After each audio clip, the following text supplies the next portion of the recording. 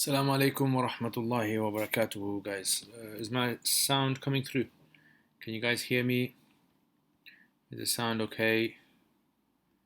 Yeah or no? So let me know if the sound works, and then we'll start, inshallah. Hopefully, it looks like it's working. The indicator shows that sound is working, but I don't want to have to speak and then find out 10 minutes later that you guys can't hear what I'm saying. Yeah, sound working? Let me know. Let me know, guys. Put in the comments if you can hear me, if my sound's working. Yeah, it's working. Okay, Tahmid, mashallah. Alaikum assalam wa rahmatullah, Fahim. Kamran, mashallah. Alhamdulillah. Okay, so Bismillah ar-Rahman ar-Rahim, guys. So signs of the Day of Judgment. Now, I'm sure all of you guys have been aware of the news, especially with a lot of changes that are being made in Saudi Arabia and with the concerts, with the new concerts. I hope you guys don't want to go there. So there's actually a hadith where the Prophet ﷺ, he mentions that he says the Day of Judgment will not come until the women of Dos will not move their backsides around Dhul Khalasa. So Dhul Khalasa, basically the women of Dos, the people of Dos in the time of the Prophet ﷺ were the people who were the people of Abu Hurairah radiallahu anhu. So initially they were non-Muslims, and then Abu Hurairah radiallahu anhu became he became Muslim from amongst them and some others, and so the tribe slowly entered into Islam. So the Prophet ﷺ, he sent some Sahaba to these different locations to destroy idols, and one of them was Dhul Khalasa. So some of them say Dhul Khalasa was basically like, it was supposed to be a kind of like a replica of the Kaaba. It was like a building, a structure, and it had idols in there. And some say no, Dhul Khalasa is actually an idol. Now the interesting thing is, the hadith mentions that the women of Dos will be shaking the taribu aliyat. Aliyat means like the upper part of the thighs. So the upper part of the thighs, the kind of fleshy, meaty part, that's called the aliyat. So they'll be shaking the aliyat, the women of Dos, around the idol, around Dhul Khalasa. Now, if you notice what's been happening in Saudi, now this obviously is not like a concrete 100% application of the hadith. This is what, from my own observations, this seems just too coincidental. This is right. There's too many factors here to say that it's just random. So the people of Dos, right? So recently you've heard about the concerts that have been taking place. Yeah. So there's been concerts in Saudi Arabia, and now recently there's a famous singer, Nicki Minaj. So one of the most vulgar singers with the kind of filthy language, and the way she presents herself is totally kind of anti-Islamic, you can say, against Islam, the ethos and morals of Islam. So she's going to be there, and they had some few recently. People saw a video and they were disgusted. But the thing is that these are taking place, and guess where they're taking place? They're taking place in Jeddah. So Jeddah is where you go for Hajj. So you basically land in Jeddah if you're going to go directly towards Mecca. And it's about an hour's drive away from Mecca. So Jeddah, you're going to have these concerts and having them. And the people of Dos are actually situated right below Jeddah. So the area, so imagine this is imagine that, for example, this is Jeddah, okay? And this is Mecca. The Medina is about over here. So this area over here, this is basically Dos area. So it's very, very interesting how out of the whole of Saudi Arabia, this is the place that they've chosen to do the concerts. And this is the place that Prophet ﷺ said that the women of Dos, which is that area over there, they are going to be shaking their backsides, their bodies. And if you look at a concert, if you've seen one of those videos, that's what they do. They'll be jumping up and down, and their bodies will obviously be shaking. So this is something the Prophet ﷺ mentioned. And then, to top that up, now someone might say, well, this is coincidental, okay. But then just recently, I think it was this week, where they've put a Statue of Liberty inside of Jeddah, right? You saw pictures inside. Now, I don't know how true this is, but if this is true, that they have built like a replica of the Statue of Liberty over there, and Dhul Khalasa, according to many narrations, was an idol, a woman. Yeah, a woman. Imagine that. A woman. And so they've got this woman idol. Now, I don't know about the history of Saudi Arabia, of, if idols returned to Saudi Arabia since the time of the Prophet ﷺ. I mean, but everyone clearly can see this. This is like, all over the news. This is something which everyone can see. Maybe something that happened in history is something that's vague or obscure for many people. But look at this. The hadith mentions about the women of those. The hadith mentions about them shaking their bodies around idols, right? So they're having this. They're trying to make this place into a more like suitable place for doing these kind of things, concerts and all that kind of thing, and having this statue, placed there, and having these people, singers, who it's totally vulgar sort of like language they're using and inappropriate dress code they have, and they're known for all of these things, and having that in there just like about subhanallah, ajib. That's what I thought I'd share with you guys. That's one of the narrations, and I mean maybe the hadith means that some of the narrators of the hadith or the commentators say the hadith is referring to the end of times where people in Saudi Arabia will return back to idol worship again. But see, the hadith doesn't mention idol worship. It just says that they'll be shaking around, the women of those will be shaking around idols, around Dhul Khalasa, around this Dhul Khalasa. So yeah, that's it, man. So I thought I'd share that with you guys. What do you guys think? Have you ever heard of this hadith before? I think it's very interesting how the signs of the Day of Judgment slowly starting to appear to us. Ajib. Anyway, Zariyab said, what would you say vast portion of eschatological hadith are Israeliyat? A lot of them are not Israeliyat. Maybe a lot of them are maybe like weak. A lot of them are considered to be weak. So we've got to be careful about these kind of hadiths, about the end of time hadith. But this one is in Sahih Muslim, and this one like is verified in Bukhari as well. It's verified. This is.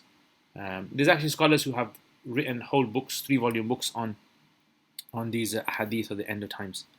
So yeah, I mean, possible. Don't forget that halal clubs. I think that story was a fake one. I think that halal clubs was a fake. I believe the Statue of Liberty is for a wrestling match, and that it will be removed once the event is over. But the thing is that having it in, like, okay, they might remove it. So the hadith doesn't say it's going to be there forever. But having it there in the first place, placing it there, that's a big thing, that is. If you think about it, this is supposed to be the land of the two Haramain, the land which the Prophet ﷺ, he made, concerted effort to remove idols.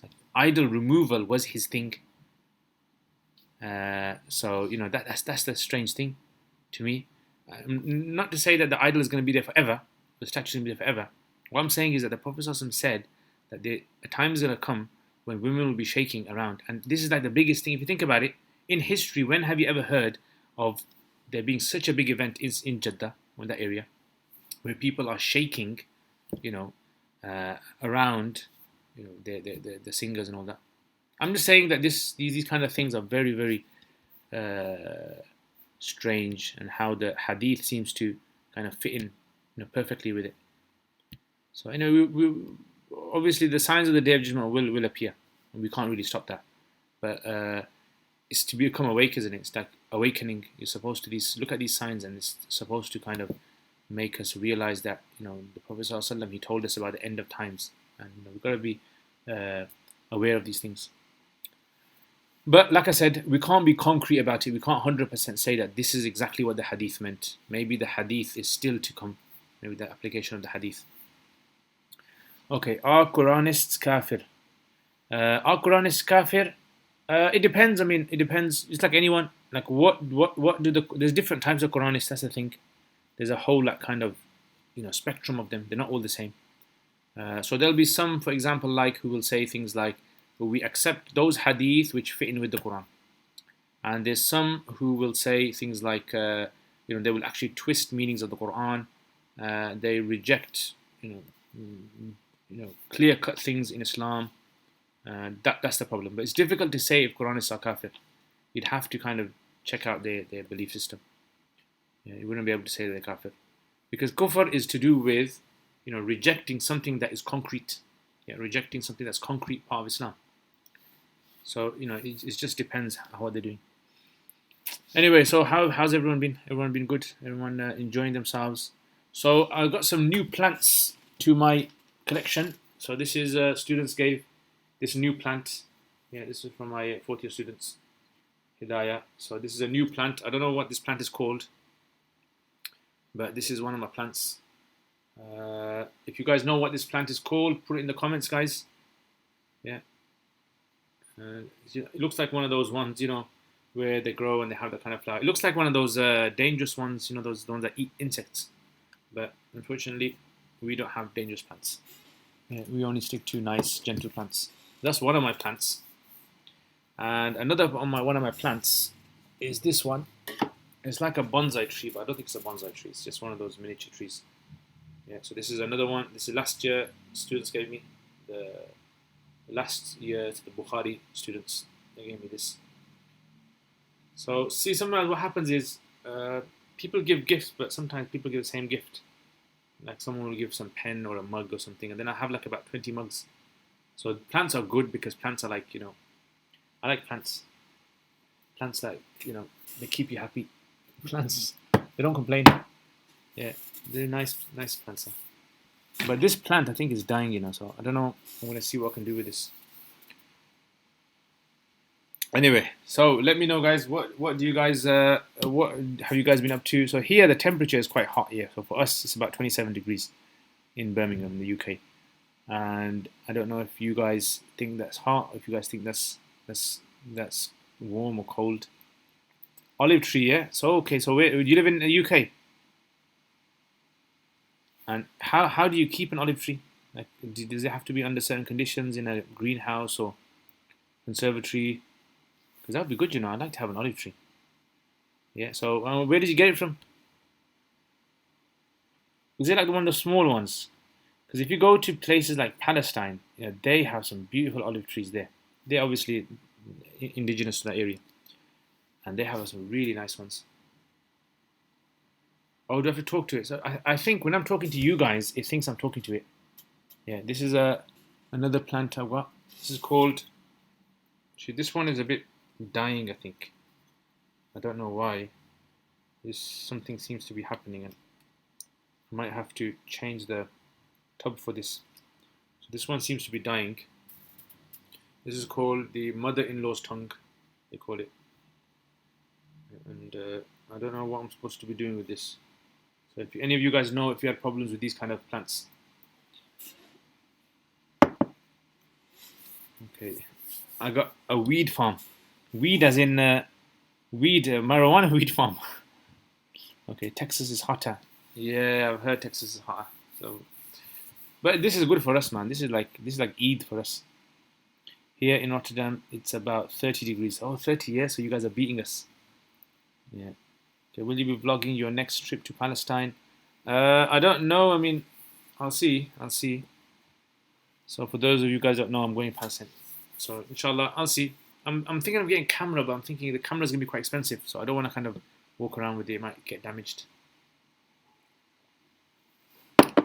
Let's see. Spray bottle, yeah. So basically, you mean fill it up with water and spray, or put some sort of like some chemicals in there. Are there any? Walaikum salam, Robin. Are there any books you can recommend to have a better understanding of the Quran, balagha, poetry? Sorry if it's out topic. Yeah, sure. A lot of you guys ask me this question about my balagha videos. Where do I get all the details from? So basically, the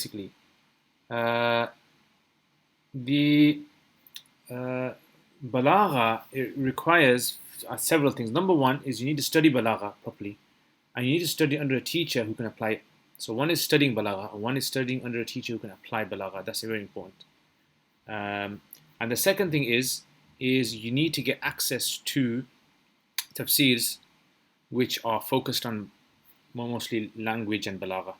So if you can understand Arabic, can you understand Arabic, Robin? I mean, I don't know if you can understand Arabic. If you can understand Arabic, I would suggest 4 tafsirs, or you can do 3. 3 of them would be suffice, like Ruh al-Ma'ani. Tahrir Tanwir, and Tafsir Abu Sa'ud. If you get these three, then these three will do your job. A lot of points, but not all the points I get from these because they don't really have all of them. So sometimes in one ayah, as you've probably seen in my videos, I come with like 15, 16, 17 points sometimes of balagha. So sometimes they know them, but they won't repeat them. But in my videos, I repeat them. So yeah.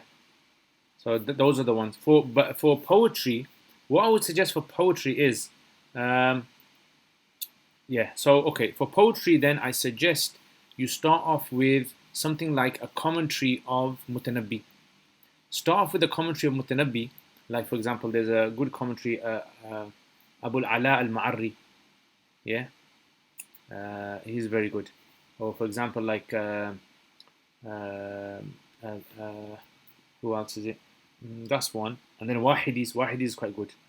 So I would suggest going through that. Yeah, very good, very nice, very easy. The language is very good. It gets you more accustomed to poetry. That's what you need. So first of all, you need to become exposed to poetry. You need to know how poetry works. Then after that, take the step of balagha. Big mistakes I think a lot of people make is because they're not familiar with poetry, they don't have a lot of exposure to it. They only have like a small amount.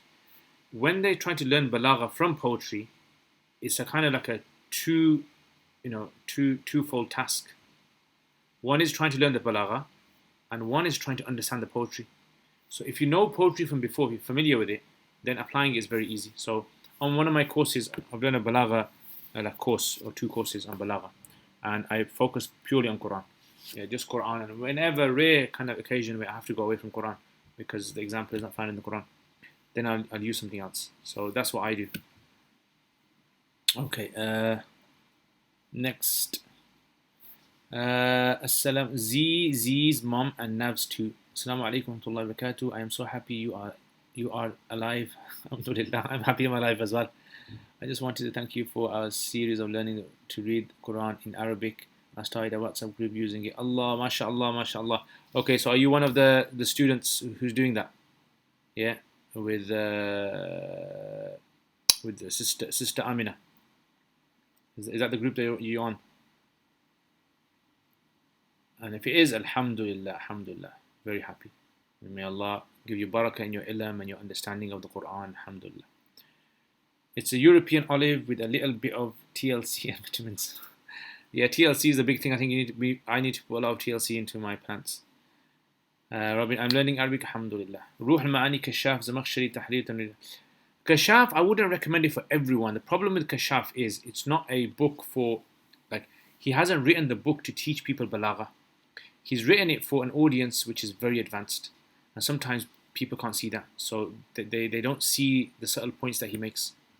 So that's why I suggested Tafsir Abu Sa'ud. He mentions most of what Kashaf mentions. He kind of mentions it. And if you want a better than that, then if you can read it, Tafsir Baydawi.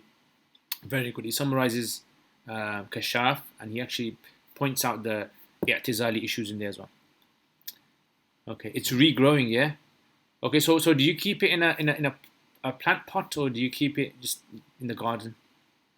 Ustad, which website do you use for tafsir videos? Which tafsir videos? Which tafsir videos? I took the ajwa dates and they grew the seed. You can try that as well. I'm from the Caribbean and it grew bearing, but it grew a nice plant, subhanallah. Okay, Caribbean, yeah, mashallah, mashallah. Okay, so yeah, I suppose the weather would be very helpful there. Our weather is crazy. Yeah, I like growing kind of things, like trying to grow things, experimenting if they grow or not. But yeah, I mean, you can grow olives in this country. I know that. I've got a friend who's got some olives in his garden, but the problem is they're not edible. Yeah, and he's got to like put all these kind of nets over it so that the crows don't come and eat them. Yeah. So okay, I'll keep that in mind. Wa iyak, Robin, wa iyak.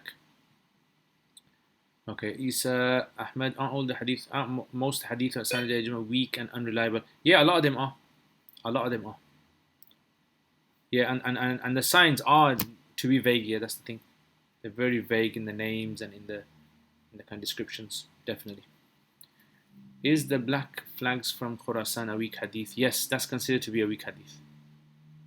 A Why is the normative position on understanding the Quran is through the pre-Islamic poetry as opposed to Quran by Quran? How far did Taha Hussein damage the perspective of pre-Islamic poetry? Uh, the thing is the Quran has never been revealed, to my understanding, the Quran has never been revealed to be able to understand the Quran just from Quran. That's the thing. So when the Quran was revealed, the Quran says that it's revealed in the Arabic language. So that means that the prerequisite of understanding the Quran is you must have Arabic, and Arabic at the level or the type of Arabic that was known in the time of the Prophet ﷺ, we believe. So therefore, if you want to be able to understand the Quran at that time, you need to absorb yourself in as much literature of that time as possible. So pre-Islamic, post-Islamic, all the way up to, they say, 150 after migration, Hijrah. That's the area where Arabic language was at its best, as in at its best to understand the Quran. After 150, that's when a lot of foreign influence affected Arabic language and it slowly started to dilute away. So they drew the line at 150. So this is why the Arabic language that was spoken in this era is considered to be like the most the most solid, untouched, you can say, Arabic language. So that's why you need to know the Arabic language at that time. However, that doesn't mean you can't understand the Quran. Like if you haven't studied Arabic poetry, doesn't mean you can't understand the Quran. The thing is, you can understand the Quran. You can even understand the Quran through a translation. But what I would say is that you won't be able to kind of understand the Quran as a native language, like your mother tongue. You won't be able to understand it at that level because you won't be able to understand all the different ways Arabs say things. So if you take one, for example, like verse in the Quran, Inna Allah ala kulli shayin qadir. Inna Allah ala kulli shayin qadir. Inna Allah qadir ala kulli shay. Inna Allah qadir ala kulli shay. Inna Allah qadir ala kulli al-ashya. All these various subtle kind of changes to a sentence. How would each of them have an impact on the sentence? All of that is kind of, connected with understanding how people said things in that. So I'll give you an example. So for instance, like the verse of the Quran, Afallahu anka lima adhinta lahum. Allah says to the Prophet ﷺ, Allah has forgiven you. Yeah, this was when the munafiqs, the hypocrites in Medina, didn't go to battle and they asked permission. Right? They kind of said, we can't go because of blah blah blah this. So he gave them excuse, he gave them permission not to go. So after the battle finished and everyone came back, the Prophet ﷺ, he said, Afallahu anka. Allah said to the Prophet ﷺ, Afallahu anka. Allah has forgiven you. Yeah, okay, Allah has forgiven you, but why did you let these people go? Why did you let these people stay at home and not go for battle? So basically, it's like, if you translate it, you understand, okay, Allah forgave you, why did you let them go? But you can't understand this unless you understand how Arabs say things and when they say this kind of a sentence. Like, is it a sentence that you say to someone like a teacher would say to a student? Is it something like a fatherly figure would say to, beloved son? Is it like a friend would say to another friend? When is it kind of used? So that's the kind of depth, the richness that a person loses out on when they don't understand it through Arabic. Yeah. So, and when I mean Arabic, I mean the Arabic at the time of the Sahaba. It gives it the more Arabic you know at that time, the kind of deeper you can go into Arabic. So imagine like Arabic is like steps, right? So when you learn a little bit of Arabic, you're like on the top steps. And when you start learning more, you're kind of going deeper and deeper and deeper and deeper and deeper. So the Arabic language, it has more relevance to you. So Taha Hussein, basically, what he done was he came out with the idea, and he was influenced by France and French, thought and ideology regarding Arabic. And he basically came out with this idea, and he said, look, the Arabic language that we have, which is preserved in the form of poetry, is unreliable because there's no guarantee that this was what was meant by the Arabic when it was said. So like if you take Imr al-Qais's poems, Imr al-Qais they'll say he's a imaginary figure, and someone made him up, and then they just attributed poems to him, and then it became famous, and then no one's really investigated properly whether this guy existed or not, or whether he said these poems, and everyone's just going around and just parroting what he's saying as though. So he creates these doubts in this, and so lots of scholars they did responses to him, and one of the famous ones that did a response was Sheikh Mahmoud Shakir. Yeah, so Sheikh Mahmoud Shakir, famous brother of Ahmad Shakir. Um, he said because of that, he's actually written all of this. You can read it all in the introduction to a book called Mutanabbi. So he writes the whole thing and his whole kind of correspondence with Taha Hussein and with others as well at that time, Aqad, right, and Mustafa Rafi'i and others who were at that time. And he talks about this, he discusses it. So people have responded to him, and that's an opinion. People have their opinions, but scholars have responded, and they clarified objections that he had. And I've done a whole video on this. You've probably seen that video I made. Okay, Z's mum, start are all the minor signs here, or what is left before the major signs? I don't think all of them are here. I mean, I'm not too kind of clued up in all the signs. I haven't kind of memorized all the signs, but a lot of the signs are kind of here. Like the Prophet ﷺ said that a person will leave their home, and he'll speak to his the handle of his whip, and he'll know what's happening at home. So that very, very strongly seems to me as though it's indicating towards some sort of technology. That there's going to be some sort of technology where a person will have like the handle of their whip and he'll be able to know. So there's a lot of major signs. I don't think any of the major signs have started. Okay. I keep it inside in my front room in a large part. It's quite big, 6 foot. Whoa. Yeah, whoa, mashallah, man. I want to see a picture of that. Oh, 6 foot. Massive. Front room. You must have a big front room there. Wa alaikum assalam. Can we take knowledge from an alim who don't have proper character? I mean, it depends. Personally, I would say it's best not to. If you're not happy with a scholar's character, it's best not to study from him. Yeah, that's the thing. But see, the thing is, it could differ from person to person. Like in the past, sometimes someone would not learn from a scholar simply because maybe when he was studying hadith, he spat on the side and someone saw that as disrespectful. So they kind of said, well, I'm not going to study from him. So it could differ what you mean by bad character. If it's someone who openly commits sins, is doing like an open sin, backbiting, things like that, then I would say don't study from him. Is it obligatory to learn Arabic? No, it's not obligatory to learn Arabic. To know enough so that you can pray your salat. Yeah, I would say. I heard that on the Day of Judgment they will only begin when nobody on earth will remember. Say Allah. Does that mean all Muslims will be dead? There's actually a difference of opinion on that. Some say that they take the hadith as there will no one be saying Allah, Allah left on earth, and others like Imam Sarakhsi in the Hanafis, he says no. What the hadith basically means is that there won't be anyone saying Allah, Allah, as in there's going to be very few Muslims left. It won't be like a big religion. Yeah, it's as though it's non-existent. But there will always be Muslims left on the earth. Yeah, because verses of the Quran, and he brings a hadith to prove that until the Day of Judgment there will always be people upright on the truth. Okay. Next, Isa. There is a video by an ex-Muslim criticizing these hadith about signs of Qiyamah. I agree with most of his arguments. We Muslims get carried away with the prophecies and embarrass us. Yeah, I mean, possibly. I mean, you see, like I said, if we take the signs of the Day of Judgment to be absolute in everything we see around us, it does kind of sometimes backfire on us when something happens and someone says, oh, this hadith didn't mean this. So this is why it's always good to kind of be cautious about this. And like I said in the beginning of this video, I said to you, this is what I kind of feel that the hadith is indicating towards. This is a manifestation of it. Okay, I've noticed whilst reciting Quran, certain words come up at times with different meanings translated in English. Yeah, that happens. And the reason for that is because of translation. So when you translate something, what happens is you have to look at the context. And sometimes the context of that particular word might be indicating towards something.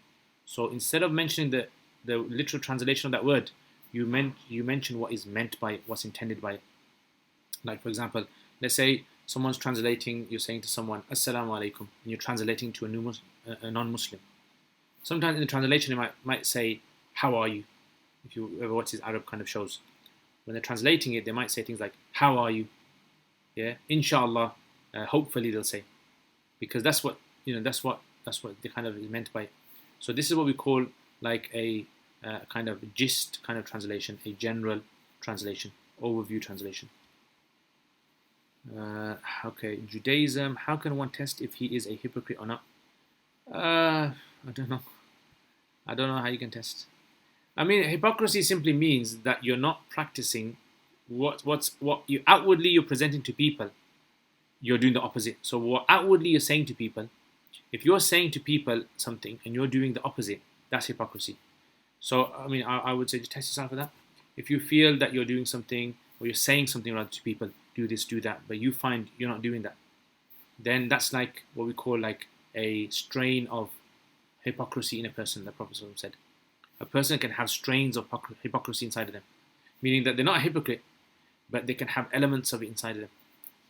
May Allah save us. My name is Rais and I am from Kashmir, India, and I love your YouTube channel. And I have a question: what is Nasikh and Mansukh in Quran? Alhamdulillah, Jazakallah khair, Rais. Okay, so Nasikh and Mansukh in Quran basically means the concept of verses that were revealed in the beginning of Islam, and then verses that were revealed later on that cancel out the early verses or cancel out their effect. Right. So this is the concept of Nasikh and Mansukh. So for example, like the verses in the Quran where Allah mentions about night prayer. So Allah says, get up and pray in the night. But then later on, Allah says that those people who find it difficult or on a journey, so He's made it easy for them. علم الله أن فيكم مرضى وآخرين يضربون في الأرض وآخرون يقاتلون في سبيل الله فاقرأوا ما تيسر من. Then read whatever you can in the salat. So that's like a change that took place. Or for example, like other sort of rulings in the Quran about the Qibla, the changing of the Qibla. So Allah tells us about the changing of the Qibla. Were any prophets female? This is a difference of opinion amongst the scholars. Ahl Sunnah wal Jama'ah, there's a split amongst them. So most of the scholars are on the opinion that they weren't.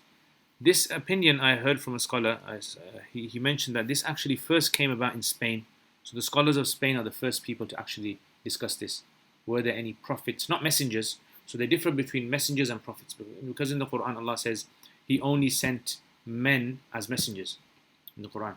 But prophets He doesn't mention about them. So that's why some people say that a prophet can be a more general. Yeah, so there's a difference of opinion. Majority say no, prophets are all men. Out of topic, but can you have yearly readings for a deceased Muslim, like a gathering of people asking them to read Quran for the person providing food and drink after? Is that permissible? Yeah, it's generally permissible. However, if you believe it to be part of the religion, like if you do this and you believe doing it in this way is the best way to do it, and it's part of Islam and it's rewarding, etc., then that's wrong days. Then that becomes innovation. But if you just do it, you don't like kind of make it like a necessary, or you don't believe people are going to assume it's necessary. So you can do it on random days maybe. So that's the whole thing about in Islam, that as long you can do something, as long as you don't believe that this is something which is part of Islam. So for example, reading Quran is part of Islam. People doing it, maybe many people doing it is part of Islam. But to believe that in this way it's part of Islam, then it's not allowed. So what about hadith of Qarn al-Shaytan? Is the area Najd al-Sadi, or is it in Iraq and in the Wahhabis? Again, this is another hadith which is very difficult to kind of understand its application. What does it exactly refer to? What's the Qarn? Is the Qarn referring to like a time period? Is it referring to an area pointed towards the east? What is it exactly referring to? It's very difficult to kind of exactly say. And that's what we mentioned earlier as well. The hadith regarding, the day, signs of the Day of Judgment, it's very hard to kind of find the application of it. That's why even some of them, the Sahaba thought in their era that some of the signs were in their era. Okay, Assalamu alaikum, Vaisal Haji. Nice to see you, brother. Intellect it has nothing to do with Wahhabism. There is no such thing as Wahhabism. Okay. Okay, Zaryab Jamal, what does it say? What does it mean Arabic to be diluted, especially when we know Arabic has many loan words from surrounding areas? Thought being one springs to mind. Taghut.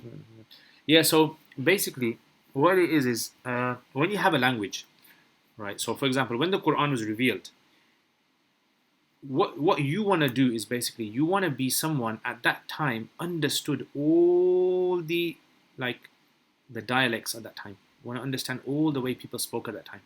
For example, like today, let's say you wanted to watch the film Terminator 2.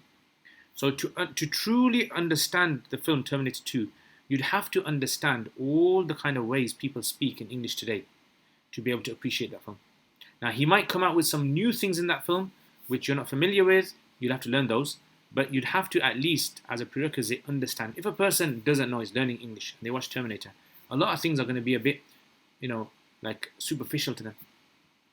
So if you want to understand something which is at the time of the Prophet ﷺ, you need to understand the language. So language always evolves every time. Language has never stayed stagnant. It's always been changing. Even English language.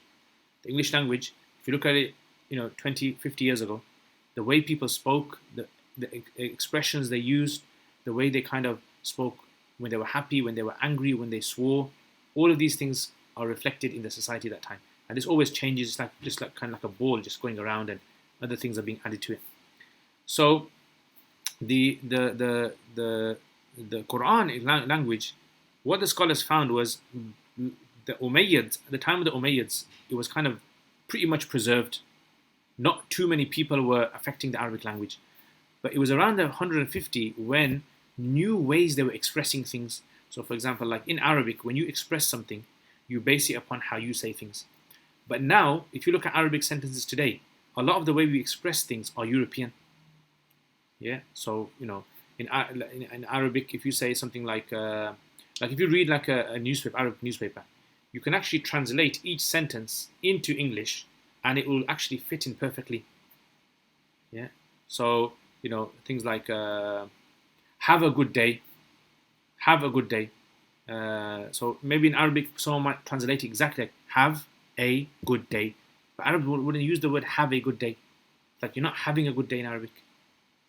Does that make sense? So that's why the linguists, they used that 150 as the mark, because they found that a lot of people were actually changing. The poets that came around in the 150s, they were actually introducing Persian ways of expression into Arabic. So now the language was evolving very, very, very rapidly now. Yeah, so that's why they kind of put a cap on it at that time. So they say that it's best to study the literature at that time. Hope that makes sense. Okay. Yes, and the Arabic language has always had foreign words in there. We don't have a problem with that. What we're saying is, at the time of the revelation of Quran, what words were considered to be part of Arabic? Ali Guendo, mashallah. Okay. Okay, right, Haji. With the one of questions, would love to hear your thought on. As you know, when time gets to the end, many so-called Akhir Zaman shuyukh will come up and call people to them. What do you understand? Yeah, I mean, unfortunately, it does. People do kind of want to profit on everything, as though they have like a monopoly over all of it. But yeah, we've got to be very careful, I think. So, because sometimes Akhir Zaman kind of things can sound very novel. No one's ever spoken about these. So all of a sudden, someone starts speaking about them, and it seems as though he only knows everything about Akhir Zaman, and no one else knows about it. And this guy is the guy who's like, the king of Akhir Zaman. But obviously that's wrong. After a while, novelty wears out. So you've got to be very careful about this. Okay, final question. Then I have to go because I have to go badminton. I got my badminton today, so I got my badminton, and inshallah I'll be going. If you don't mind, implement the Sharia. Does that take you out of the fold of Islam because Allah subhanahu wa ta'ala turned the Jews into apes and swines? Why does Khomeini believe the camera is right? Okay, if you don't implement the Sharia, does that take you out of the fold? No, it doesn't necessarily take. As long as you don't believe, it's not part of Islam. It's got to be something categorical.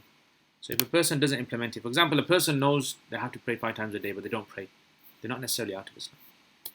Okay, any other, not questions, but anything new you want to tell me? I'm going to finish on that, inshallah. Jazakumullah khair. Thank you for all your questions and being here. Alhamdulillah. And listening to me as well. So I will try to do another live stream answering the questions on the what's it called? The Curious Cat. So you can put your questions on there, inshallah. Otherwise, Jazakallah khair. Thank you very much. Remember your du'as and have a wonderful day wherever you guys are. Oh no, you missed it. Don't worry, inshallah. I'll try to do one the weekend. what's the best? Is the evening time the best time for the question and answers? Because this wasn't supposed to be question and answer. This was just supposed to be a bit of chit chat. Yeah, just catch up, Juma, late Juma kind of thing. Ameen, Ameen, Akbar Kamali. May Allah make you Kamal. May make you Kamal in Nahu. Okay. Jazakallah khair wasik. Thank you very much. Okay, take care inshallah. Remember in your du'as. So it's a question of tarkeeb. Thanks for your answer. Evening best, yeah? Alright. Jazakallah khair. So I will leave it to the evening. If you have any questions, you can put it in my curious cat inshallah. Yeah, so busy. I'm not sure if I'm going to be around on the weekend, but I'll probably be around somewhere. Might be traveling around in the UK. So, but I've got my phone anyway, and I can just live stream anyway, hopefully. So hopefully that should work. So, okay guys. Anyway, take care guys. Remember your du'as. Assalamu alaikum wa rahmatullahi wa barakatuhu.